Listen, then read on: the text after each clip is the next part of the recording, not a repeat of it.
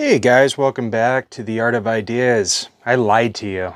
Earlier I promised I was going to switch these out after dinner. Turns out, as I was speaking about earlier, I had only gotten a few hours of sleep, so I'm really tired.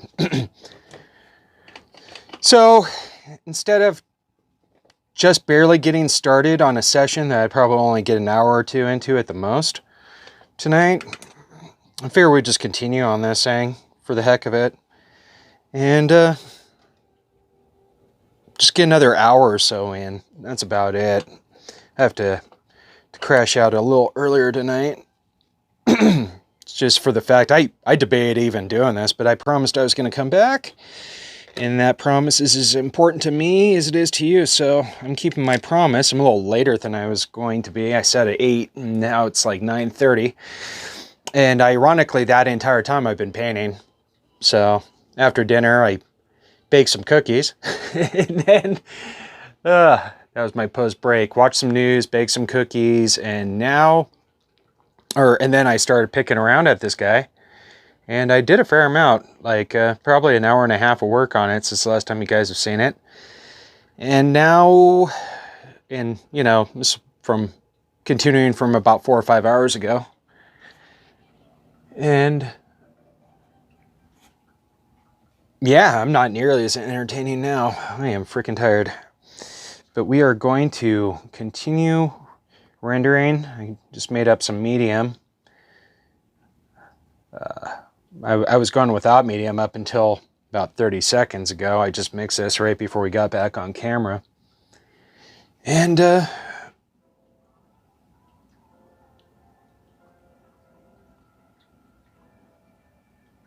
I felt medium for what I'm doing right here, which is drawing lines, a lot of lines.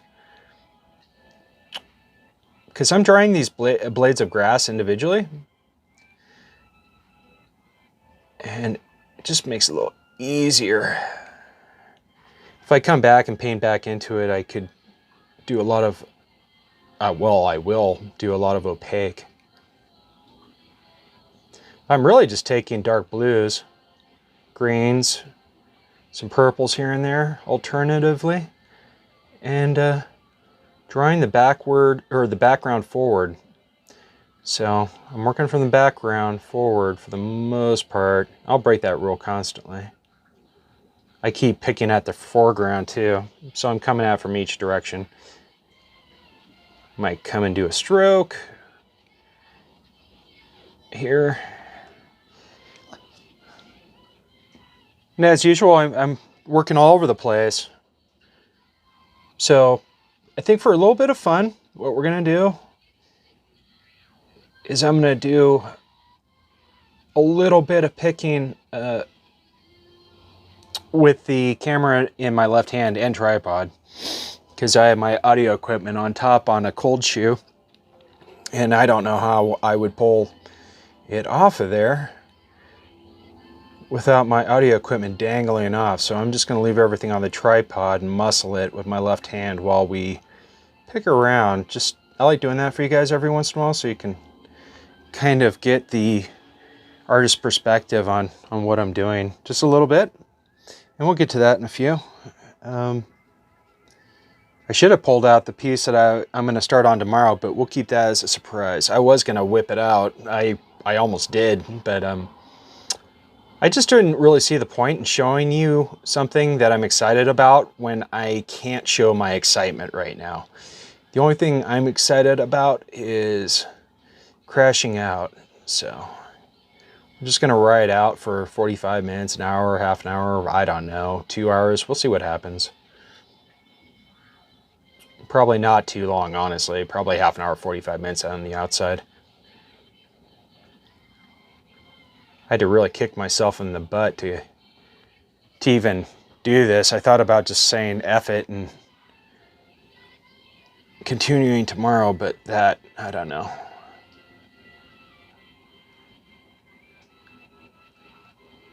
I don't want to be that artist dude who will tell you I'm going to be here and not be here.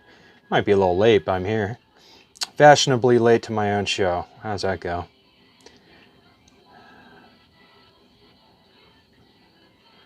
And right now I'm pretty much performing for an audience of one. My own entertainment. So I have no one to disappoint but myself. But for anybody who comes back and watches these in a future time, I think I'm starting to actually find my confidence on camera a little bit. I really enjoyed the session we did earlier. It was a 2-hour session, and I thought it went really, really, really well. I hope you guys did too. It was the most confident I've been so far on camera. And I think that's important because it relates to the work we're doing here.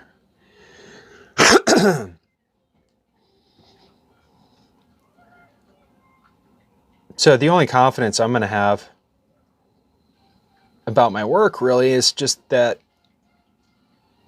I have confidence that it'll always work out. There's ups and downs to everything you do, but my confidence is just knowing that I'll probably make a good painting out of this. And it already is. I already think it's a good painting. I think it's great. Really excited about it. I wouldn't have pulled it off my wall after a couple years to finish it if I didn't think it was worthy. Usually if you have a good idea, you can ride it out to the end. It's a matter of getting on that horse.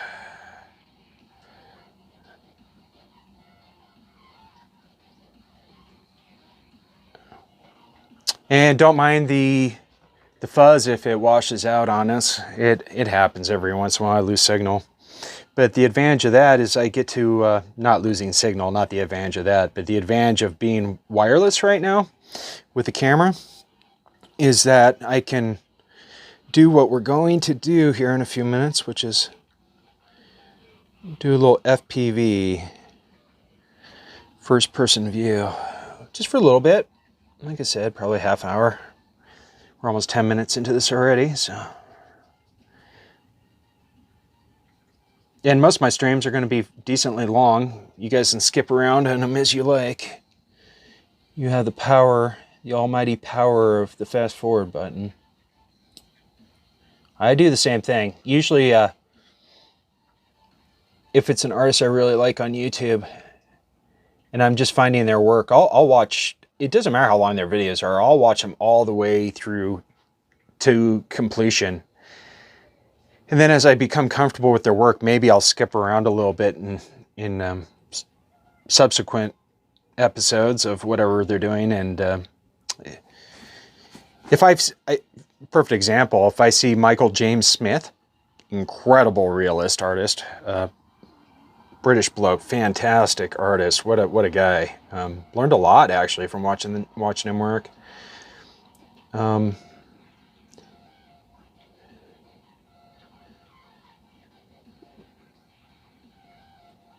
But yeah, I mean, I've seen. I pretty much try and catch a little bit of every video he does usually, unless it's another paint the tree video or something, which he ironically did today. So. And I have it queued. I'll definitely go picking through it here in a little bit after we get off the stream. Maybe I'll learn something. The guy really, truly is incredible. What a talented artist. You should go check him out. Michael James Smith. I'm pretty sure I have that name right. Probably about a third of the time. It's funny. I'll be reviewing my videos and I'll catch myself completely wrong. And just want to scream, you know, at my own video or throw an annotation up, which I probably could do somehow retroactively, but, you know, to correct my stupid mistakes. Hardest goldfish memory, what can I do? Take more fish oil. But, you know, it's a funny thing.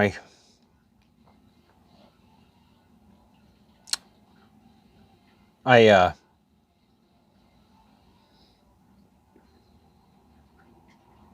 have some anti-ADD medication. And I've only taken it once. Got a whole bottle of this stuff. And it was pretty wonderful. I have clarity. The stuff works. It calms me down, calms my brain down, allows me to focus more, but I don't take it because when you're normal, when you can think like a normal person, I find I lose a lot of my creativity. So I can either be a crazy, harebrained artist guy, which is all I really know how to be anyway, or I could fit in with the sheeple. I'd rather be crazy, so. And aren't we all?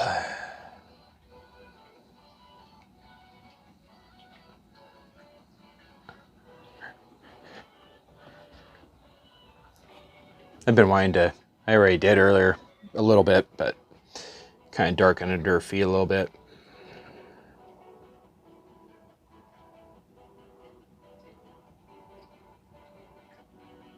It's a little better. All right.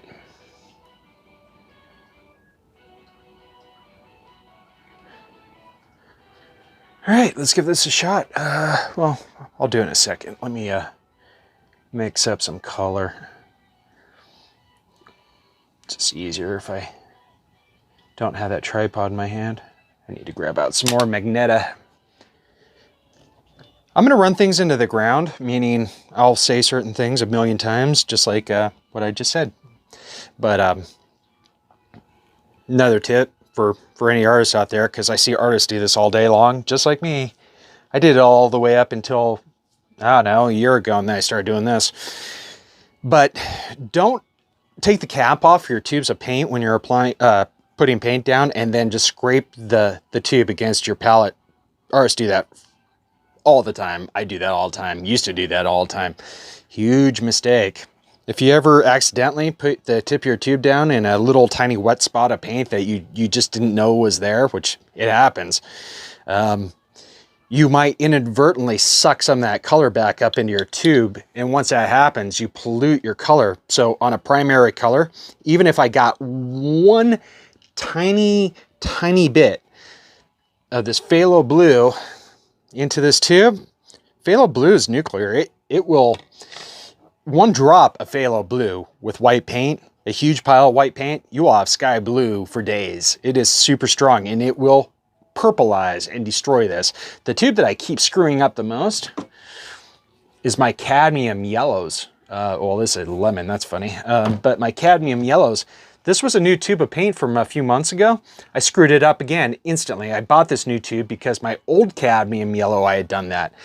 I was putting down my yellow and accidentally, don't even know how it happened, got a little bit of phthalo into it. And now this tube is permanently putting out lemon yellow, not cadmium.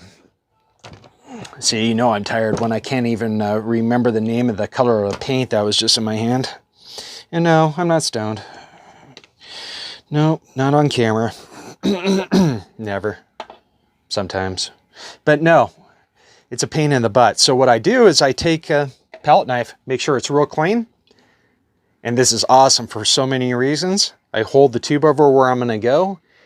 I push it out like toothpaste, and I slice off or pull off with this and place it down. Do it over where you want to be, because sometimes it'll just drop.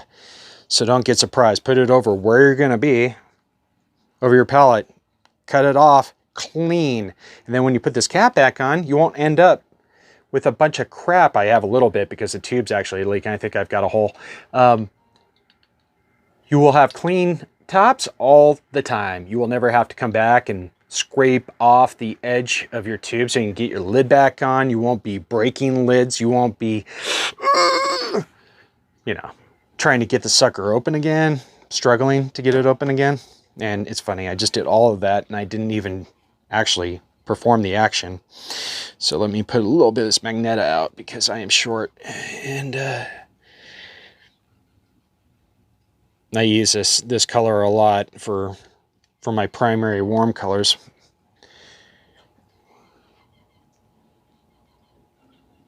because as crazy as it is, you get most of your best purples by mixing primaries. Primary magenta, primary blues.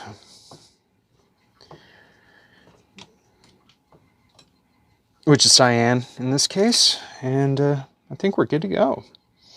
Might have to put out some more phthalo here too. And we are going to do color tomorrow, I think. And then after a couple days doing that, we'll get into something dark and totally gritty and different. Might shock you. I haven't shown too much of my dark work on here. I haven't worked on any of my dark work on this channel yet. But once we do, it'll be a bit different. And I'll have a totally different audience. It's funny, I have a lot of collectors who either like one or the other, but they don't necessarily like both. So, we'll see what you guys think. My dark work is a good bit different. Although the dark piece I'm going to be grabbing out first is going to be a really colorful piece like this one. I just mean dark in subject matter, not in color scheme, although that usually goes hand in hand. You know, I do have a lot of more monotone, darker work. It's more moody. So I'm changing the shape of this ear a bit. I've been playing around with that. And one of the things I had done since earlier this afternoon in our prior video that we were doing together was I outlined this guy a bit, giving him a more contrast, darkening the shadows, working on highlights. I have some reflected light of the grass I put in. I darkened his leg and basically all around him. I kind of outlined it. I changed his nose a little bit to give it more perspective so it looked like it was at the right angle. Hopefully it's reading okay. And probably soften this edge a little tiny bit. Just kiss it. Just a little bit. Maybe too much. And I think that's about it. I changed his eye a little bit, which I always intended to anyway.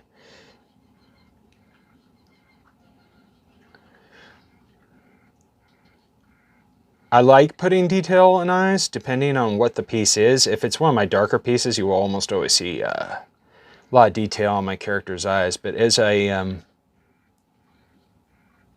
have gotten more into doing these impressionistic pieces, which is the bulk of my work anymore, I actually am making them more and more simple in a sense in some of the features. So I'm keeping her, well, this is a little bit more complicated than I would normally get nowadays. This is a little bit older of a piece, and I already had that head rendered prior to us continuing on this kid.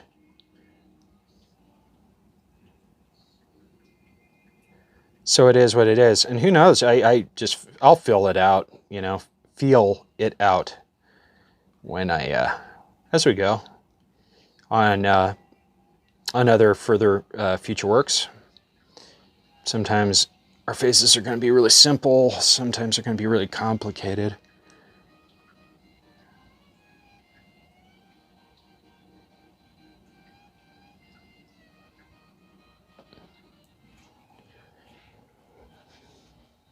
Let's grab this dude.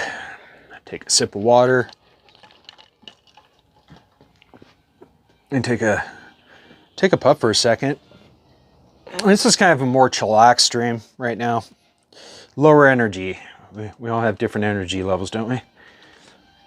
Maybe I'll crank up our bad club music here in the background, which I'm really only just playing for when I'm out of frame, so you guys don't think the camera got stuck or I got lost.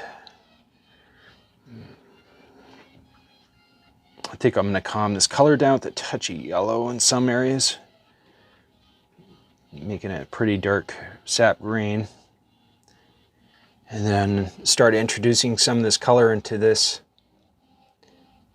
area. Just a little, yeah, that's a little too desaturated. I don't like it.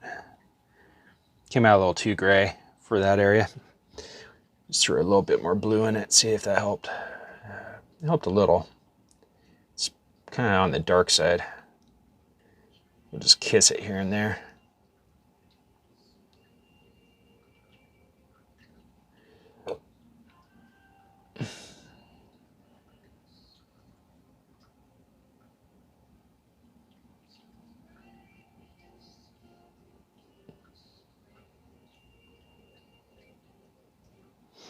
All right. It's kind of starting what I wanted it to. And so I'm going to have this grass overhanging this grass. So basically I have to establish this middle layer's base of the grass first. So I'm actually just going to draw over these ghosty outlines of the foreground grass because it's just going to make it easier. Because I don't care. I'm going to go back here and reestablish all that here in a minute. Or over time. We'll see what happens. And if you want, you can always use a bit of paper towel or one of your Q-tips and wipe it out. So, I made the paper towel into like a nice little point there, like a, I don't know how you pronounce it, like a paper tortillon. And I'm using it like that, tortillon, and if that's how you pronounce it, I don't know. I've never even heard anybody say what those little stumps are called, but I've used them quite a bit. Handy little tools. To come in here and just lightly wipe out some of that dark color that I had overlapping this foreground grass, just so it makes it a little easier to recover. Then go back into some more green. Make a much greener color. That same mix and oh yeah, that's pretty cool. It's a kind of a sappy green.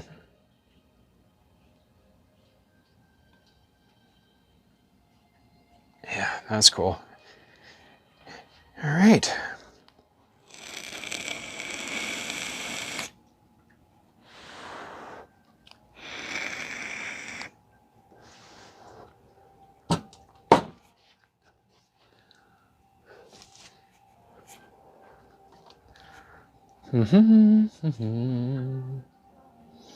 Hope everybody's doing good today for the most part. Hope you're all well and painting and hiding from the pandemic, which, yeah, can't wait for all of our lives to get back to normal.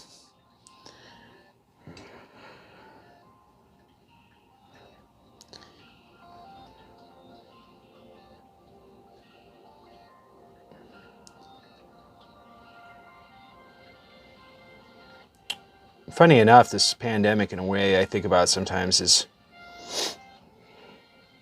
I'm fine around people, like I can be fine around people, especially when I do it as, you know, a job, public relations, whatever the hell I'm doing, as a day job. But when I don't have to be around people, I won't be.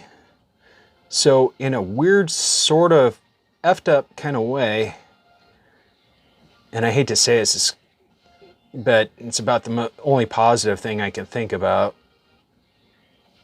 with this pandemic, and I don't take lightly at all how it's affected people. Trust me, it's affected our family tremendously. It's affected everybody's family tremendously.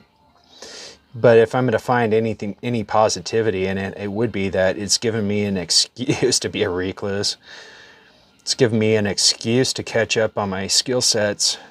It's not that when I have a regular job that I don't paint, you know, much. I do. My focus is everywhere instead of just on this. So I feel that now that I can have a much larger, degree of my attention focused on my art and painting it and getting back into promoting it, as I used to. Getting my sites back up and running well. I still have my store page up, but with 2 paintings on it, just as placeholders, really. But I don't really have much fun with. I mean, it's a little bit of fun. It's like your life is a video game and you're in an RPG, putting your wares up on your own store. It's always a victory when you sell something.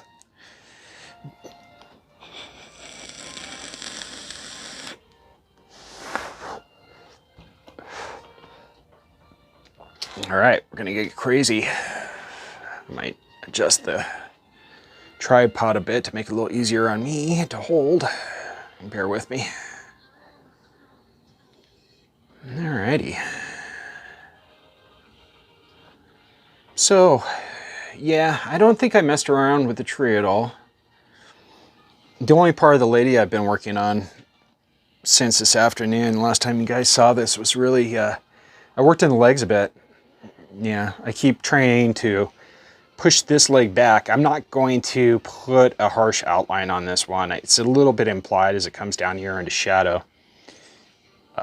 But that's about as dark as this is going to get. I might clean that edge up a touch. And then I was actually darkening and changing the saturation of this line. And I'll get outlining with stuff, which was a trick of Van Gogh's, by the way. I think that helped give his work a lot of three-dimensional depth, and it's kind of like where I first got inspired by doing it. And he was inspired by Japanese woodblock prints, because I don't know if you know this or anybody knows or cares, but Van Gogh was obsessed with Japanese art. And you can see it in quite a few of his paintings. If you look at some of his older color works or black and white pieces, they're actually reproductions of Japanese prints. Yeah. So there you go. And so Van Gogh was inspired by those prints to start outlining his work. So that's why you see dark edges around the foreground grass a lot of times in Van Gogh's work. I don't do it because Van Gogh did it. I do it because it works, and it's pretty effective in his work. So I apply that same technique to my own work sometimes, and I get even crazier with it. For example, you know, I will do this all the time. Another artist, really well-known artist, not me, I'm not well-known. I'm pretty well-known around Reno, but not in a global sense, not yet anyway. But one of my favorite living artists is a lady named Erin Hansen, who I think is probably several years younger than me. And yeah, I'm jealous. She freaking rocks, and she's rich, and she's very successful with her work, and deservedly so. I was on her webpage the other day just making sure she hadn't died, which sounds morbid, but I hadn't really. She used to be on social media constantly, like posting her work, and then she just fell off. And I wondered what happened to her. I wasn't seeing her regular posts very much. And so I went to her page to check shit out, and it turns out she opened another gallery since the last time I looked at her work. So it's a lady with 2 of her own galleries, one in San Diego, and I forget where the other one is. But I was like, damn, girl, good for you. I was pretty impressed. But if you look at her work, I'm a little inspired by, I mean, not even a little, I'm inspired by her work too. I haven't changed my style because of her work, but I'm not going to take anything from her work that is hers. I'm not going to do her stained glass trees, which I think that was an accident. You know, she came up with that by accident because she does what's called open impressionism. And whatever, it's hard to explain, but she ends up with these patterns, like these tile patterns through the tree holes, where maybe one tree light hole in a tree will be like yellow, and the other one will be blue, and the other one will be pink. And it's a real beautiful effect. But what I was talking about is she often will outline grass. How she does it, I think, is she has a tendency to wash her paintings in with a ground of very vibrant, kind of red, kind of a reddish brown. And she seems to stick to that methodology as far as I've noticed. So she'll wash it all in red, and then she's like, I don't know if she single strokes it, but she'll put her stroke down and she allows that red to be an outline around her vibrant colors. You see it in her work constantly. It's genius. And no, I'm not going to take that from her. That's hers. But yeah, it's a powerful technique. But what I tend to do is choose where I want that weirdness, you know, that those weird little glows, which, you know, they look a little weird out of context, but when you look at this piece from a distance, it works. And it brings a little interest to that area, and it looks like a little bit of vibrancy from the sky is hitting in that area. And I just like it, and I'm going to be doing that all over the place. Like lighter pink to more deep purple as it's getting down into the shadow. And then I'll shade all this in. In fact, let's do a little bit of that over here. It's a little tricky one-handed. But for example, where this is meeting these other two blades, I will harmonize that area. I'm kind of wiping out that blue, which I liked, but that's okay. Just trying to grab some more dark color here. All right, so we got that purple established. I'm going into a dark blue, grabbing a little bit of Magneta to shift it a touch. And where were we? We were right here. So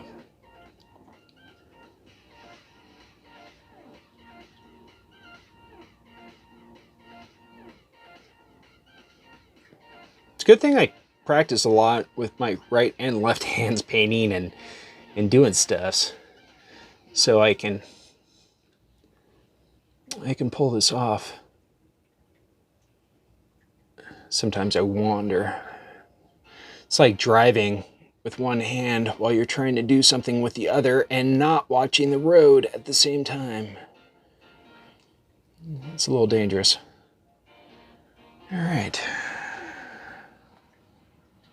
Maybe I'll take that darker color and make these folds. See, it's funny. That's just how I work. I have that color on my brush, and I figure, hey, it might work here.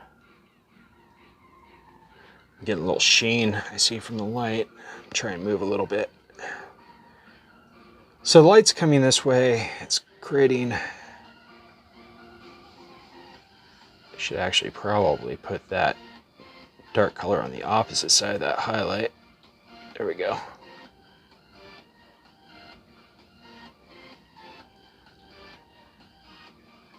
That's pretty subtle, but I'll work it.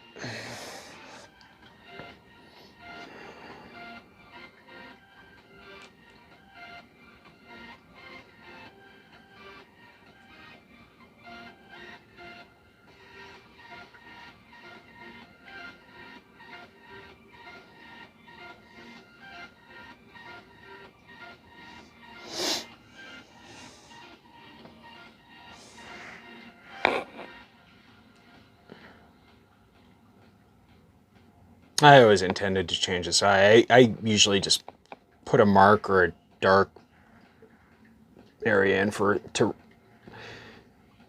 mark where the eye is going to go, and then I'll paint into it and detail it.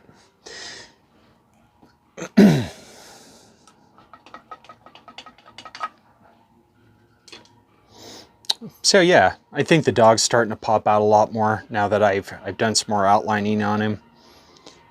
But everything's going to get far, far, far more vibrant. It has to, otherwise this thing in a building, a coffee shop, or a bar, bars are really horrible. Bars are very poorly, well, they're that way intentionally, you know. they're set for mood.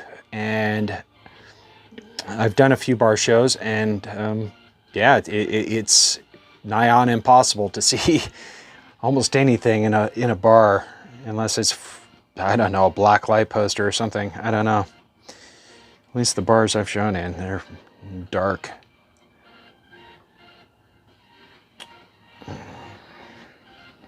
So yeah, eventually I'm going to come back in here, and this is, yeah, that wasn't right at all.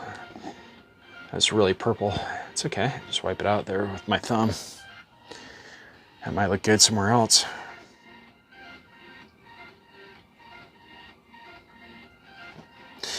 I'm noticing how much the sheen is showing up on this guy right now. It's kind of a lot.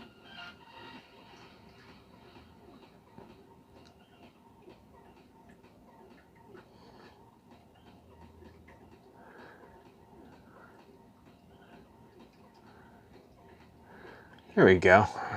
I don't know. It's breaking it up and a little bit more interest.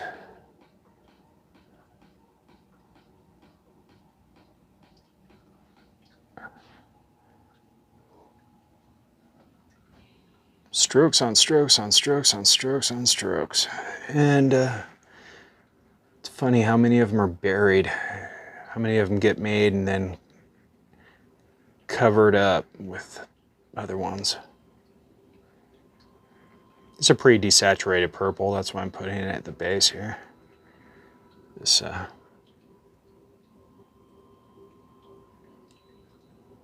tree trunk. I feel like I'm doing like 4 things at once, which I kind of am.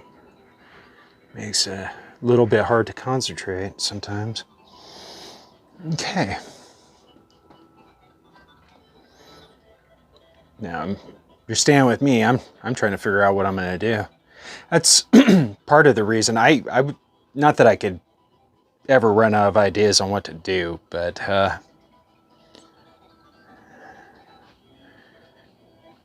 sometimes it's nice to think about what you're going to do. Watch me mix over here on my palette. So, I was talking earlier about how I use blue tack. There you go.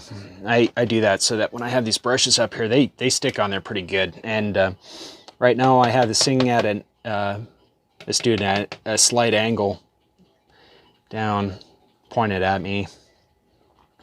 And I have a clip holding it on this table, which it looks like it fell off, actually. It doesn't look like it's holding it at all. I don't think it is.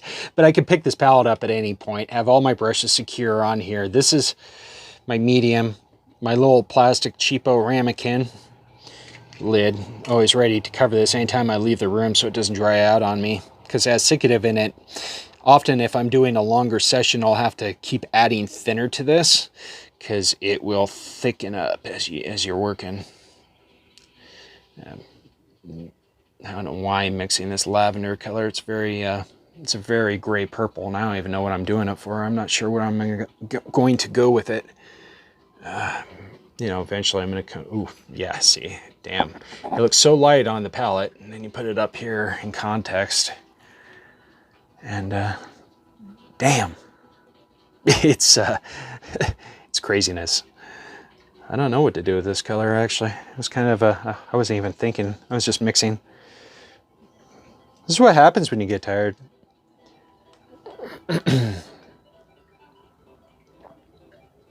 So I'm going to, I think, leave this in shade, but I'm going to reestablish his fur. I'm putting the darks in, which is really hard to see all those individual strokes. I'm trying to block the light. There you go. You can see a little bit better. And I'm going to work back and forth, and eventually, I'm not going to do it right now. Show you a little indicator though. You know, you come in here and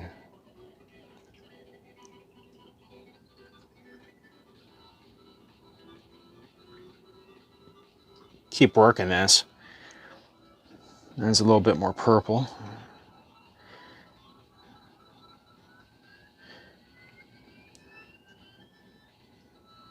Ooh, that got really light. I'm mixing over here. Mixing.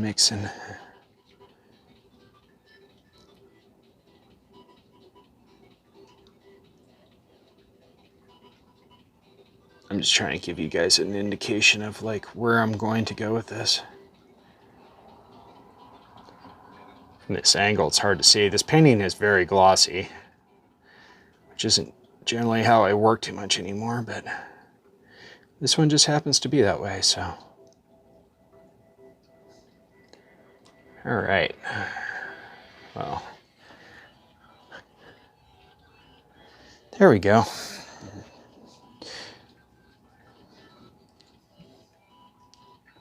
It's a little, let me block that light again. But you get the idea. Back and forth, until it starts looking like fur, until it starts looking like grass, until it starts looking like a sunset in a tree. And a pretty young lady chilling.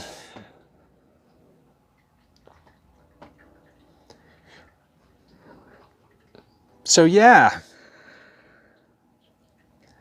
And honestly, I think I'm going to cut it here. I am so tired that I'm having a real hard time communicating anymore. And drawing and painting. Just kind of want to chill out, watch some YouTube, and crash out for tomorrow. I usually don't even go to bed until like 5, 6 in the morning lately. It's ridiculous. I hate it. I'm such a night owl by nature. I think a lot of artists get that way because you're more creative at night and there's less noise. There's less people to annoy you and interrupt you when you're working. Well, we did a few little things. Starting to bring this out. It's starting to very slowly jump out at us. It's just a matter of that pressure and time and planning.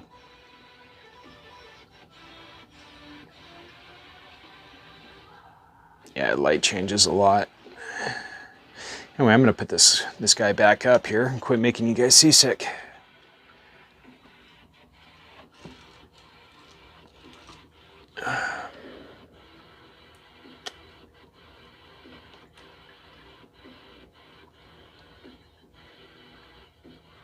There we go.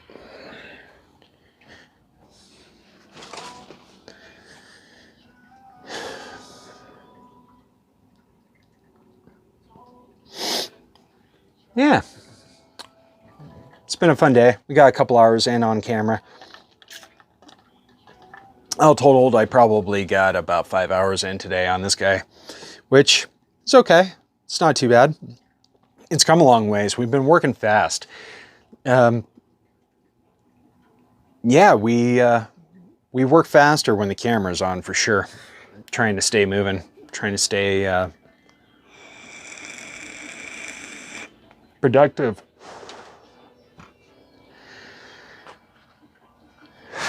And it's pretty groovy. I'm digging it. And we're going to continue tomorrow. I am going to cut this short. I just wanted to keep my promise and actually come back, even though I was a little late to coming back. And I was also a little bit of a liar because I didn't switch paintings on you guys like I said I was going to, but it will happen tomorrow. I'm just going to stare at this for the rest of the night. Probably not going to actually paint on it too much more. I'm actually running out of ideas for what to do right now on it. We've worked on it for 3 days solid together. And I would say 3/4 of the time, or at least half the time that I've put into it has been off camera. Actually, probably a lot more than that, thinking about it. I probably painted for 2 hours today on this guy before, from last night's session that we were doing together. I probably put 2 hours into it, then you saw it. We worked on it for a couple hours earlier together. We took a dinner break. I worked on it for probably an hour and a half during that dinner break after I had done cooking, baking, chilling, which is why I was a little late coming back. I decided I wanted to bake cookies. I'm guilty. I'm evil. And Yeah, but I'm running on 3 hours of sleep in like the last 2 days. So just because I'm an insomniac, not for any particular reason, I'm just that way. I've always been that way. When I was younger, I used to stay up for sometimes 3-4 days at a time for no reason. I was on drugs. I wasn't doing any drugs. I was actually pretty clean cut, and I've just always been that way. Active imagination. My brain never shuts off, ever. I've got journals full of ideas and painting journals, and I keep multiple journals. Actually, it's funny, for different states of mind. I have a kind of a dark journal, I guess you could say, and I have a painting journal, and I have a regular philosophical journal, and yeah, I've always been that way. Since I was 15, I've been doing that, and I write a fair amount. So this has been fun. I'm going to cap all this stuff up and chill for a little bit and cover this paint up. And until next time, because there will be a next time. I'm enjoying this way too much. I'll say it a lot. I quite enjoy doing this. It's not... See, I'll be honest. You know, I'm doing this for all kinds of reasons. Every artist wants eyes on their work. If nobody sees it, what's the point? And that's my main motivation. You guys seeing what I do, getting a bigger audience on it. I'm terrible at doing Instagram because it's just my paintings are so often big and colorful and sometimes complicated that I actually think that they look like crap on social media. And sometimes on this too. But it's okay. I would be doing this anyway. So, make a beautiful day tomorrow, and good evening, and we will do this again many thousands of more times, because I'll probably average at least one video a day. That means some days I'll be doing 2 or 3, other days maybe 1, and then I'll have a few days where I just disappear and you won't see me because I just get moody and burnt out. And I need to heal. The brain organ, yeah, the mind needs a little rest, and it enjoys just being bored and not wanting to do things sometimes. I think we all can relate to that. So it's a necessary state. It's called recharging. Right now it's funny, it looks like she has 4 toes, but there is a 5th one. It just got green, so it looks weird, but I'll fix it. But for the most part, you know, I actually think we're probably about 3/4 of the way done. Yeah. Almost everything that's major is established. We'll probably be adding a few little more detail items. Like I said, I think I'm going to throw some big flowers in here after I get all this grass kind of roughed in. I might even start on the next session figuring out where some of my flowers are going to go, because they're going to be coming up out of some of this stuff. I'm planning it. So I'm establishing the base for what I'm going to do with that, and what colors I'm going to use. I'm not really sure. Probably varying ones. Probably a lot of orange in the foreground, maybe. That might look pretty good. It'll, yeah, I don't know. We'll cross that bridge when we get there. That's all part of the journey, and part of the fun of it is, if I knew what this thing was going to look like before I painted it, I don't know if I would paint it. Half the fun is the process of actually doing it and figuring it out. It's why a mathematician does his arithmetic on a board. Same noise here. Just working out an equation. Well, anyway, I'm getting really boring right now, and I apologize for that, but it's okay. We all have those moments. So I'll come back energized and ready to rock tomorrow, or the next day, probably tomorrow. I do have to meet somebody tomorrow and do some other important work, so unrelated to this. So hopefully we'll get at least an hour in tomorrow. Anywho, to all of you, good evening and make a beautiful day. Said it twice. Bye-bye.